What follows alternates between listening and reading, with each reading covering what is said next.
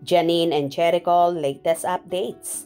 Nini, puspusan ang pagwo-workout.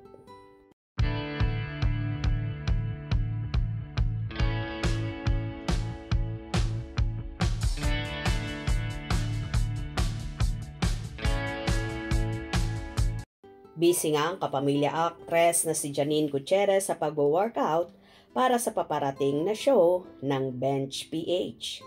Nagbahagi nga ang actress ng short video sa kanyang Instagram story ng workout routine. Ayon pa sa naging caption ng dalaga, Day 1 of super serious workout. Game face again because there's at Bench Body PH show coming up and back to work in a month.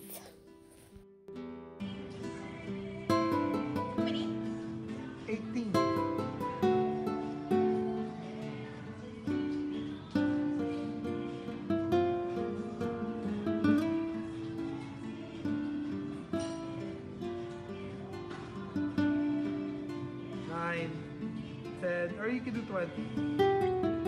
12, higher.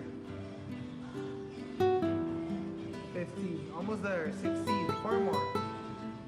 18, last two, Janine. And good.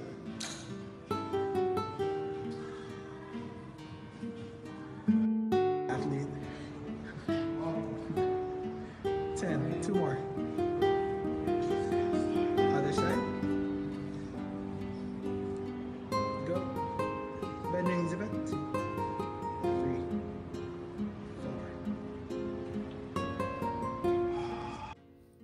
Tila puspusan nga ang pagwo-workout ng dalaga para sa naturang show ng Bench na matagal na niyang ini-endorso.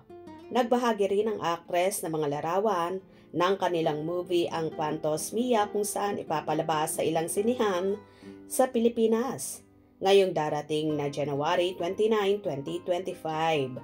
Ayon pa kay Janine, Quantos Mia, sine ni Love Diaz, which premiered at the 81st Venice Film Festival and has only been screened in the film festival so far will be released in select local cine January 29.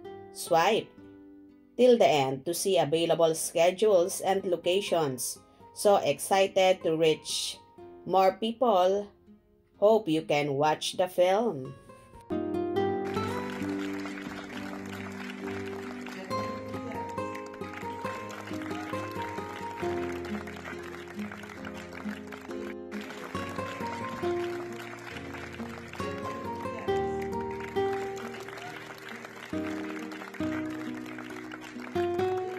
Samantala, nagbahagi naman ang kasintahan ni Janine na si Jericho Rosales ng short video kung saan nasa isang salon at so gwapo.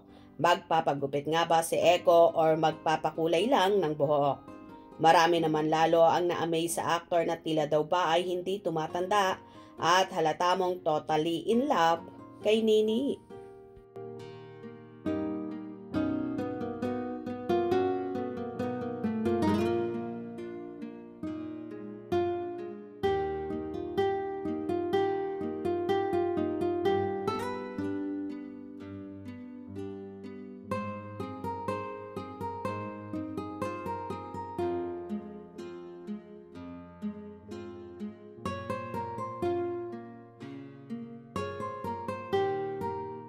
So eto nga guys ang pinaka-latest updates at ganap sa Econin sa ngayon.